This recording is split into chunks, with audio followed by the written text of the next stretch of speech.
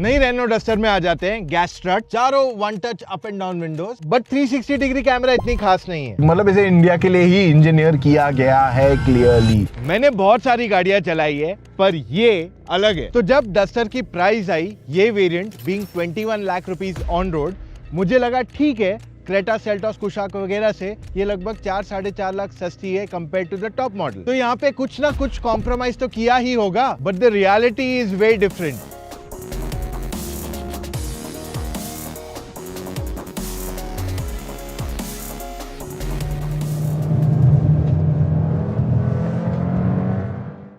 Higher variants में LED headlamps आ जाते हैं, एलईडी फॉग लैम्प्स भी है बट वो थोड़े छुपे हुए हैं। फ्रंट में 6 पार्किंग सेंसर्स दिए गए, that means no cost cut. 360 degree camera भी दी गई है, पर क्वालिटी इतनी खास नहीं है। हाई क्वालिटी के फ्रेमलेस वाइपर्स, इसमें एडास लेवल 2 आता है और इसके कैमरा को फॉग होने से भी अवॉइड किया जा सकता है। एंड साइड में भी एडास दिया गया है and the same goes for rear too. और ये एक बटन प्रेस से ही कंप्लीटली ऑफ कर सकते हो। ग्राउंड क्लियरेंस 200 mm से ज्यादा है and it is very effective as well. अब हाइट में ये अपनी कंपीटिंग गाड़ियों से काफी ज्यादा ऊंची है और इसके लुक्स भी काफी रगेड वाइब देते हैं। 18 इंच के alloy wheels on the higher variants. Rear door handle यहाँ ऊपर दिया गया है, it is very easy to open, पर ये प्रीमियम नहीं फील होता है। वैसे अगर आप कार लोन्स पे भी उतनी रिसर्च करोगे जितना एक गाड़ी लेने के लिए करते हो, तो आपका काफी फायदा होगा। जनरली हम सिर्फ इंटरेस्ट रेट देख के कार लोन लेते हैं, लेकिन उसके अलावा भी काफी सारे और फायदे हैं। लेकिन आपको पता है आपकी इनकम हर साल बढ़ने वाली है, तो आप कम ईएमआई से शुरू कीजिए और जैसे आपकी इनकम बढ़ते जाएगी अपने ईएमआई के आउटफ्लो को बढ़ा सकते हैं। ये फीचर को कहते हैं स्टेप अप ईएमआई। और अगर आप भी मेरी तरह एक एग्जिस्टिंग कोटक कस्टमर है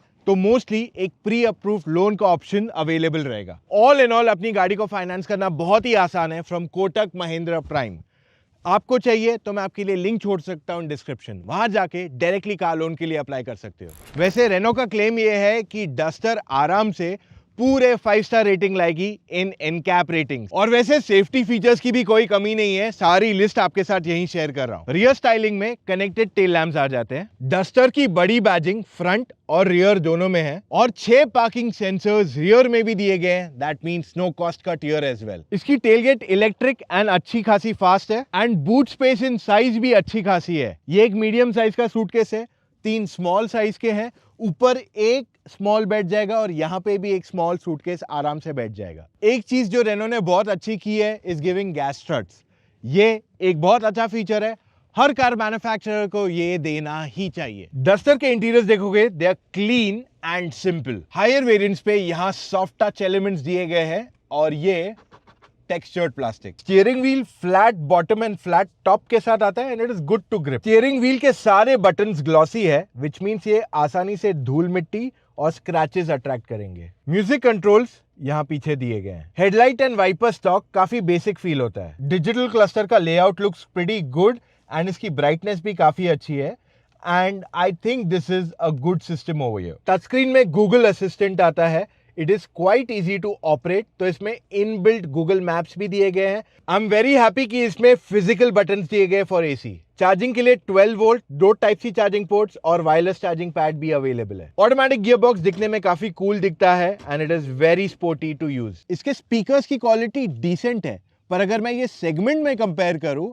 then there are much better cars। यहाँ पे बड़े साइज का पैनोरामिक सनरूफ मिलता है। फ्रंट सीट्स काफी वाइड है और साइड में अच्छा सपोर्ट भी मिलता है। लंबार सपोर्ट एडजस्टमेंट मिलता है जो बहुत ही कम गाड़ियां ऑफर करती है सेगमेंट में। Electric seat adjustment and ventilated seats भी आते हैं। इसका सनरूफ यहाँ पीछे तक आता है which makes it quite usable और इस पे एक फिल्म लगाई गई है ताकि गाड़ी के अंदर धूप कम आए। रियर सीट्स में अच्छी खासी जगह दी गई है। डिसेंट इनफ नी रूम, ठीक ठाक thigh support, decent enough headroom, 3 adjustable headrest, 2 cup holders और फोन रखने की जगह। टनल थोड़ा रेज्ड है तो इस वजह से बीच वाले पैसेंजर को थोड़ा टाइट हो सकता है। और मिलता है रियर एसी वेंट्स और 2 टाइप सी चार्जिंग पोर्ट्स। इसका ग्लास यूवी प्रोटेक्टेड तो है बट सन ब्लाइंड नहीं आते। ऑलराइट, अब बारी डस्टर को ड्राइव करने की and the first thing I am gonna tell you is it is beautiful to drive यार। आई मीन बहुत सारी एसयूवीज चलाई है मैंने, बहुत ड्राइव्स की है बहुत सालों में, लेकिन this thing is just so amazing कि I don't have words to express it. I mean मुझे बस मजा आ रहा है गाड़ी चलाने को and this is one of the very few times जहाँ पे मैं कहा कि यार ये गाड़ी मुझे चलानी है in detail.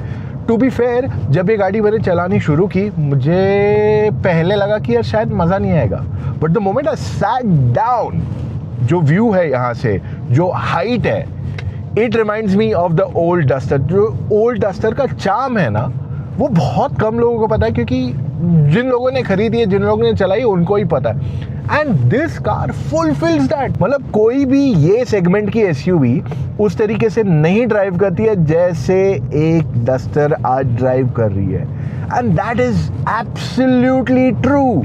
अब इंजन्स के बारे में बात करते हैं। इसमें 3 इंजन आते हैं, 1 लीटर का टर्बो पेट्रोल आता है। अब ये इंजन हमने काइगर में चला है, पावर ठीक ठाक है, प्रॉब्लम नहीं है। शहर में अगर आपको चलाना है, कभी कभार हाईवे पे जाना है, आप बहुत ज़्यादा तेज़ नहीं जाते हो, that engine is gonna be perfect for your usage. हाँ, उस इंजन में वाइब्रेशंस है, 3 सिलेंडर है, so that is where you might not be the most happiest person. अब देखो, मैं एक खराब रोड से जा रहा हूँ, just let me show you the ride quality on this car. So ये देखो कितनी स्मूथली ग्लाइड करके गई without any problem. So that is a big advantage of the Duster. Moving back to the engine, second engine option आता है आपके पास the 1.3 litre turbo petrol. यही मैं चला रहा हूँ यहाँ पे। Just to give you a highlight, ये सेम इंजन मर्सिडीज बेंज भी यूज करती है अपनी GLA एंड A क्लास में। And my first opinion of this engine was like, ठीक रहेगी, पावर वगैरह ओके रहेगा, but when I drove it I can tell you this is just fantastic. चलाने में बहुत अच्छी है, पावर वगैरह सब कुछ अच्छा है, and it does a pretty good job in terms of overall drive. मतलब I am just enjoying driving this car. अगर मैं हाई स्पीड स्टेबिलिटी की बात कर लूँ, खराब रोड्स की तो ऑलरेडी बात कर लिया। हैंडलिंग आप देख रहे हो, I mean I have to define it? सच बताइए, क्या मुझे कुछ बोलने की जरूरत है इसकी हैंडलिंग कैसी है? You can clearly see how this car handles, and that is the beauty of it, कि ये बहुत ज़बरदस्त राइड एंड हैंडलिंग दे रही है, जो मेरे हिसाब से बहुत रेयर है सेगमेंट में। मतलब अगर आप जर्मन कार्स को देखते हो, स्कोडा एंड VW, तो उनकी जो है ओवरऑल सीटिंग काफ़ी लो है, तो उसमें आप काफ़ी लो बैठते हो, थोड़ी स्टिफर साइड पे है दोनों, खास करके VW being more stiffer, but this one is just beautiful. ये खराब रोड्स पे it just glides over like nothing. Even इसकी हैंडलिंग इज फैंटास्टिक। अब देखो यहाँ पे फिर पैच थोड़ा खराब है, that's what you get in Indian hilly conditions, right? And I am just enjoying this drive, और यही इसकी सबसे बड़ी खासियत है कि this thing just drive so comfortably, so smoothly कि कोई प्रॉब्लम नहीं है। प्लस स्टीयरिंग व्हील भी लाइट है, तो शहर में चलाना है तो कोई प्रॉब्लम नहीं है, हाईवे पे भी पुश करना है तो देन अगेन नो प्रॉब्लम। अब तीसरी इंजन जो इस गाड़ी में आती है is a 1.8 litre hybrid. Renault कहती है कि इंजन काफ़ी फ्यूल एफिशिएंट रहने वाली है, ओवरऑल अच्छी माइलेज भी मिलेगी उसमें से 20-22 होना चाहिए, व्हाट माय अंडरस्टैंडिंग इज, क्योंकि वो इंजन जो है बड़ी बैटरी पैक के साथ आती है।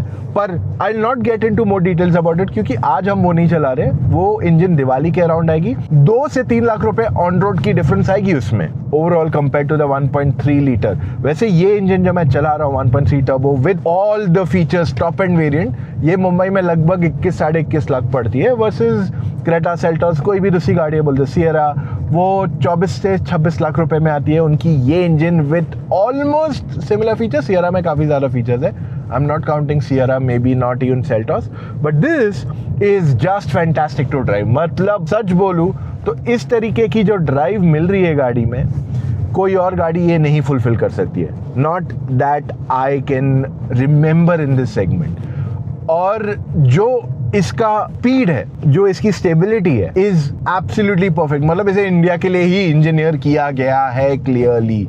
रेनो का जो कमबैक है with the Duster is perfect.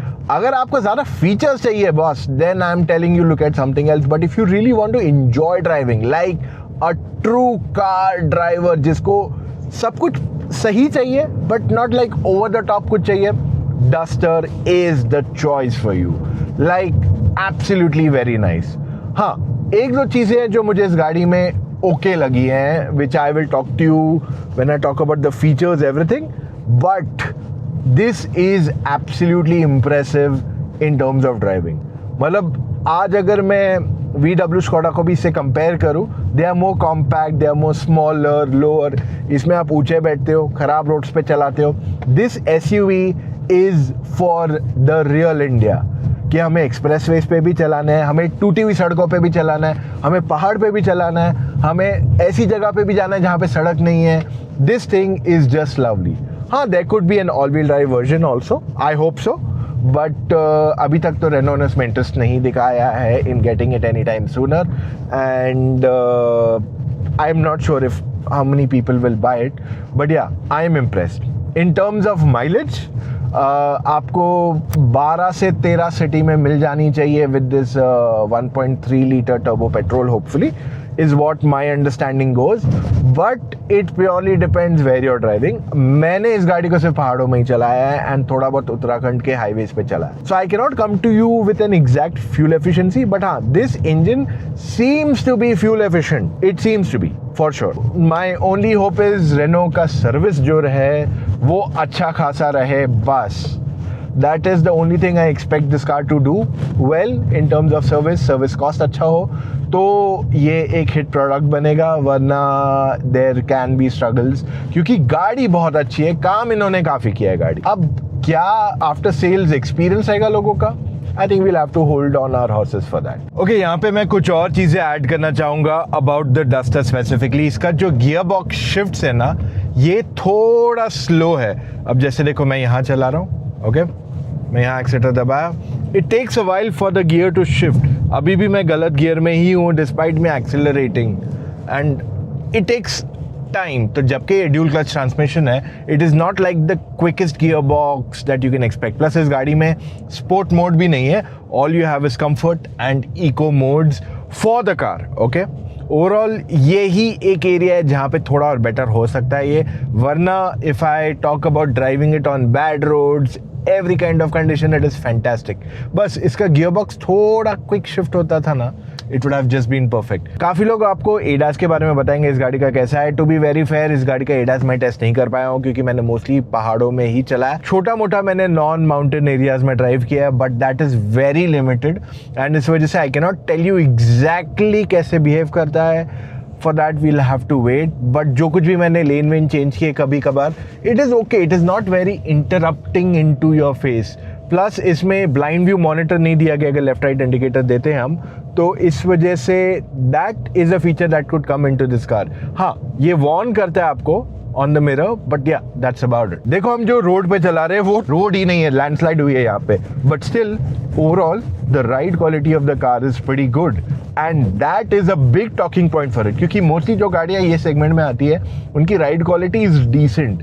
This one has nailed it. And जिसके पास पहले डस्टर रही है ना, that person can relate with it, क्योंकि डस्टर की जो राइड क्वालिटी हमेशा से थी has always been fantastic and this car is no different from it. In fact पुरानी डस्टर की जो हैंडलिंग थी दैट वाज आल्सो स्पेक्टेक्युलर, और ये वाली डस्टर भी काफ़ी अच्छे से हैंडल करती है and this is where Renault has nailed this car. This was just amazing. Before I come to the final verdict, अगर आप न्यू कार फाइनेंस पे लेना चाहते हो, मैं आपके लिए लिंक छोड़ रहा हूँ डिस्क्रिप्शन, वहां पे जाके आप डायरेक्टली अप्लाई कर सकते हो. और सिंपल है, SMS कीजिए C loan on 56767888. So Renault Duster चलाने में is one of the best cars in this segment. हर साल ऐसी गाड़ियां नहीं आती है, 2 से 5 साल बाद ही कोई ऐसी गाड़ी आती है and this is very exciting. मुझे याद है लास्ट टाइम मैं इतना एक्साइटेड था जब स्कॉर्पियो एन आई थी, but now I can tell you this is that car that made me extremely happy while driving. मतलब इसका परफॉर्मेंस देखोगे, इसकी राइड क्वालिटी देखोगे, इसकी हैंडलिंग देखोगे, can not be compare to anything. Most SUVs जो ये सेगमेंट में आती है they are based on hatchback या स्मॉल साइज कार्स. ये ऐसे लग रहा है कि इसे एसयूवी के लिए ही बनाया गया है. तो ये एकदम टफ एसयूवी है और इंडिया के बैड रोड कंडीशंस को ये हंस के ले लेती है. My biggest take away is the fact कि ये गाड़ी में काफी ऊंचे बैठते हो एंड फिर भी ये बहुत बढ़िया हैंडल करती है. तो ये सिर्फ सिटी या हाईवेज के लिए नहीं बनाई गई है. अनलाइक अदर एसयूवीज जिसे कंपीट करती है, ये टूटी फूटी सड़कें, हिल्स, हर जगह पे अच्छे से काम करेगी. पर अभी भी 2 कमियां इस गाड़ी में. सबसे पहला, नो ऑल व्हील ड्राइव जो डस्टर की एक पहचान बन गई थी, और दूसरी खासियत डस्टर की थी उसकी हाई फ्यूल एफिशिएंसी जो अब हाइब्रिड से आने वाली है, पर उसके लिए आपको रुकना पड़ेगा. ये सब जानने के बावजूद अगर आपके पास और सवाल है, इट इज ऑब्वियस, आप हमसे फोन कॉल पे जुड़ के अपने सारे डाउट्स क्लैरिफाई कर दीजिए. जाइए motoroctane.com/car-consultancy, वहां जाके अपने कुछ डिटेल्स फिलअप कीजिए and book your call time right away. I hope आज आपको काफी मजा आया हो. ऐसे और वीडियोस के लिए follow Motoroctane right away. मिलेंगे कल फिर से with an all new video. Take care. Bye guys.